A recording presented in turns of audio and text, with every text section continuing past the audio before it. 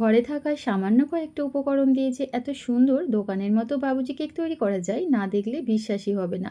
খেতে দারুণ হয়, হুবাহু দোকানের মতো হবে। কোনোভাবেই বোঝার উপায় নেই এটা ঘরেই তৈরি করা হয়েছে। যতই আমরা নামি দামি কেক খাই না কেন, বাবুজি কেকের স্বাদ আমাদের মুখে লেগেই থাকে।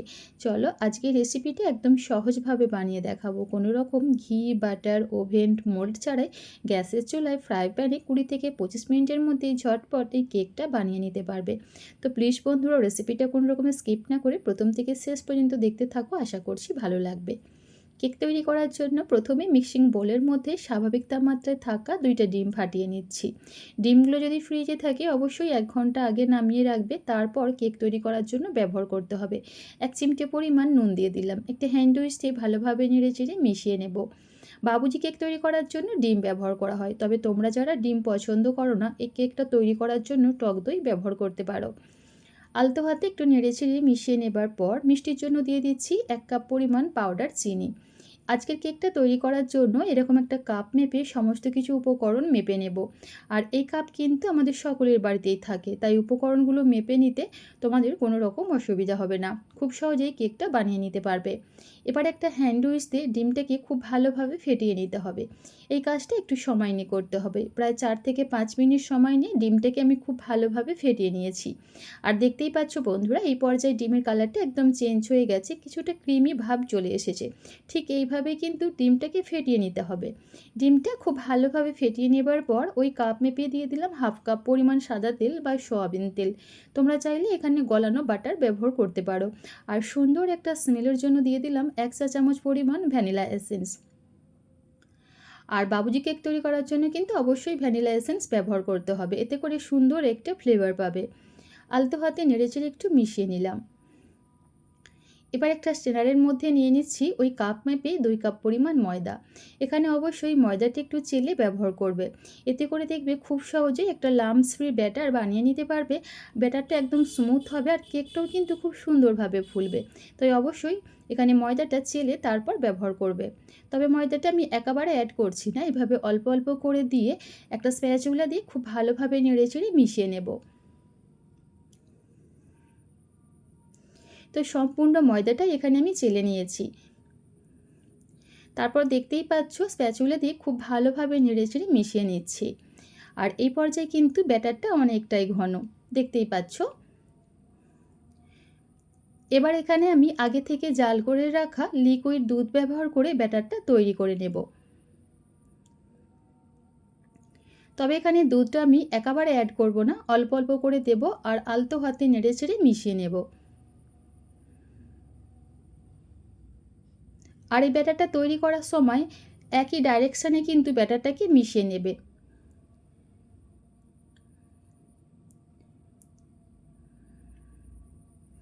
তো দেখতেই পাচ্ছ বন্ধুরা, এখানে আমি অল্প অল্প করে দুধ অ্যাড করে ব্যাটারটা খুব সুন্দরভাবে তৈরি করে নিয়েছি। আর এই ব্যাটারের ঘনত্বটা খুব বেশি ঘনও হবে না, আবার অনেক বেশি পাতলাও হবে না, ঠিক এইভাবে বানিয়ে নিতে হবে। আর ব্যাটারটা তৈরি করার জন্য আমার 1 কাপ দুধ সম্পূর্ণ লেগে যায়নি, প্রায় 2 চা চামচের মতো দুধ অবশিষ্ট রয়ে গিয়েছে। তবে তোমাদের ক্ষেত্রে দুধের পরিমাণ সামান্য একটু কম বা বেশি লাগতে পারে। আর এখানে কিছু আমি ড্রাই ফ্রুট নিয়েছি, দেখতেই পাচ্ছ, তার মধ্যে চীনাবাদাম আছে, কাজু আছে, টুটি ফুটি আছে আর চেরি আছে। এবার 1 চা চামচ ময়দা দিয়ে খুব ভালোভাবে ড্রাই ফ্রুটগুলোকে একটু কোট করে নেব।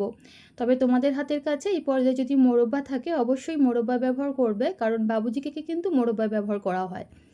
আর এইভাবে কিন্তু ময়দার মধ্যে কোট করে নিলে কেকটা বেক হওয়ার সময় ড্রাই ফ্রুটগুলো কেকের তলায় চলে যাবে না, কেকের মধ্যে খুব সুন্দরভাবে চারিধারে ছড়িয়ে থাকবে। দেখতেই পাচ্ছ ড্রাই ফ্রুটগুলো অ্যাড করার পর আলতো হাতে আবারও একটু নেড়েচেড়ে মিশিয়ে নিলাম। সবশেষে দিয়ে দেব 1 চা চামচ বেকিং পাউডার। আর অবশ্যই কিন্তু ব্যাটারটা সম্পূর্ণভাবে রেডি হয়ে যাবার পর শেষ পর্যায়ে বেকিং পাউডার আর বেকিং সোডা অ্যাড করতে হবে। আর দিয়ে দিলাম সামান্য পরিমাণ একটু বেকিং সোডা, প্রায় চা চামচের 4 ভাগের 1 ভাগ দিয়েছি বেকিং সোডা। বেকিং সোডা আর বেকিং পাউডার অ্যাক্টিভ করার জন্য সামান্য একটু ভিনিগার অ্যাড করেছি, তোমরা চাইলে এখানে লেবুর রসও ব্যবহার করতে পারো। তারপর আবারও কিন্তু আলতো হাতেই নেড়েচেড়ে ব্যাটারটাকে মিশিয়ে নিতে হবে। কোনোভাবেই জোরে জোরে ফেটানো যাবে না, আলতো হাতে ব্যাটারটাকে মিশিয়ে নিতে হবে। কেকের ব্যাটারটা কিন্তু একদম রেডি, ঠিক এইভাবে বানিয়ে নিতে হবে। এবার এই ব্যাটারটাকে একটা সাইডে রেখে দেব। আর আজকের কেকটা বেক করার জন্য এরকম একটা ফ্রাই প্যান নিয়েছি। তবে তোমাদের হাতের কাছে কেক তৈরি করার মোল্ড থাকলে তোমরা কিন্তু মোল্ডের মধ্যে এই কেকটা বানিয়ে নিতে পারবে। তবে যাদের হাতের কাছে মোল্ড থাকে না তারা কিন্তু এইভাবে কেকটা বেক করে নিতে পারো। আর এই ফ্রাই প্যানের মধ্যে সামান্য একটু সাদা তেল দিয়ে খুব ভালোভাবে চারিধারে লাগিয়ে নিলাম। আর একটা সাদা খাতা এভাবে কেটে নিয়েছি। আর এইটা কিন্তু বাটার পেপারের কাজ করবে। তবে যাদের হাতের কাছে বাটার পেপার নেই আমার মতো কিন্তু এইভাবে বাটার পেপার তৈরি করে নিতে পারো। তো অবশ্যই কিন্তু বাটার পেপার অথবা সাদা খাতা এভাবে লাগিয়ে নেবে, এতে করে কেকটা নিচে থেকে পোড়া লেগে যাবে না। খুব ভালোভাবে একটা সাদা খাতা এভাবে বাটার পেপারের মতো আমি প্যানের মধ্যে বিছিয়ে দিয়েছি, দেখতেই পাচ্ছ। তারপর সম্পূর্ণ ব্যাটারটাই আমি প্যানের মধ্যে ঢেলে নিলাম। তারপর আলতো হাতে এভাবে একটু ট্যাপ করে দেব, এতে করে ব্যাটারের ভেতরে যদি কোনো বাতাস থাকে খুব সহজেই বাইরে বেরিয়ে যাবে। তারপর প্যানের ঢাকনাটা লাগিয়ে দিলাম। আর এই ঢাকনার মধ্যে যে ছিদ্রটা আছে সেটা কিন্তু অবশ্যই কাগজ দিয়ে বন্ধ করে দিতে হবে। দেখতেই পাচ্ছ আমি কিন্তু খুব সুন্দরভাবে বন্ধ করে দিয়েছি। এবার কেকটা বেক করার জন্য চলে যাব চুলায়। এদিকে চুলায় আগে থেকেই আমি একটা রুটি সেকার তাওয়া বসিয়ে দিয়েছি। এবার এই তাওয়ার ওপরে আমি প্যানটা রেখে দেব, এতে করে চুলার তাপটা সরাসরি প্যানের মধ্যে পড়বে না, আর কেকটা নিচে থেকে পুড়ে যাওয়ারও কোনো সম্ভাবনা থাকবে না। চুলো ফ্লেমটাকে একেবারে লোয়ে রেখে কেকটাকে আমি 20 মিনিটের মতো বেক করে নেব। আর এই ফ্রাই প্যানে কিন্তু কেকটা বেক হতে খুব কম সময় লাগে। কেন বলো তো, এই ব্যাটারটা কিন্তু খুবই পাতলাভাবে স্প্রেড হয়ে থাকে, তাই বেক হতে খুব বেশিক্ষণ সময় লাগবে না। আর এই সময়ের মধ্যে কেকটা খুব সুন্দরভাবে আমার বেক হয়ে গেছে, দেখতেই পাচ্ছ। এখানে কিন্তু ব্যাটারটা একদমই হাতের মধ্যে লেগে যাচ্ছে না। এবার আমি চুলোর ফ্লেমটাকে অফ করে কেকটা নামিয়ে নিচ্ছি।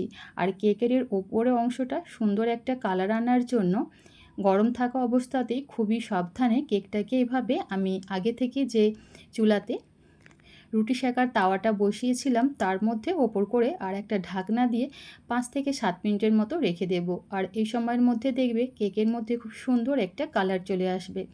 ঠিক আমি 5 মিনিট পর ফিরে আসলাম। এ পর্যায়ে কেকটা কিন্তু অনেকটাই গরম, তাই খুবই সাবধানে উঠিয়ে নেবে। দেখতেই পাচ্ছ বন্ধুরা, এই পর্যায়ে কেকটা খুব সুন্দর একটা কালার চলে এসেছে।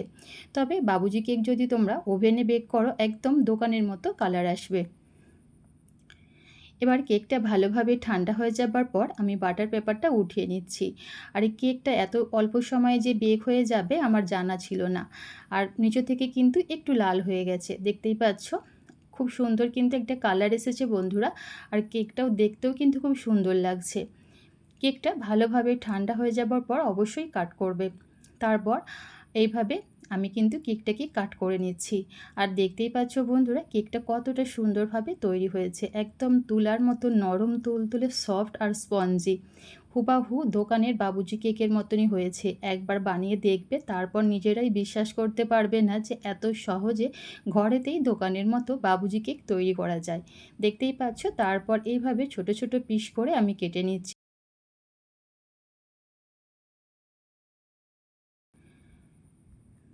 ঠিক যেমন বাজারে কেনা বাবুজি কেকের মতো। আর এই কেকটা দেখে কিন্তু বোঝার উপায় নেই বন্ধুরা, এটা বাড়িতেই তৈরি করা হয়েছে। এবার একটা একটা কেক আমি প্লেটের মধ্যে উঠিয়ে নিচ্ছি। দেখতেই পাচ্ছ বন্ধুরা কেকটা দেখতে কতটা বেশি সুন্দর আর লোভনীয় লাগছে। খেতেও দারুণ হয়। অল্প কিছু উপকরণ দিয়ে কিন্তু বাড়িতে খুব সহজেই দোকানের মতো বাবুজি কেক তৈরি করে নিতে পারবে। আর বানানো কিন্তু খুবই সহজ, দেখতেই পেলে কয়েকটা উপকরণ দিয়েই কিন্তু তৈরি হয়ে যায়। আজকের এই কেকের রেসিপি তোমাদের কেমন লাগলো অবশ্যই নিজের মূল্যবান মতামত কমেন্টের মাধ্যমে জানাবে। রেসিপিটা ভালো লাগলে নিজের ফ্রেন্ড ফ্যামিলির সঙ্গে শেয়ার করবে। আজ তাহলে এ পর্যন্তই, আবারও দেখাবে নতুন কোনো রেসিপিতে। আল্লাহ।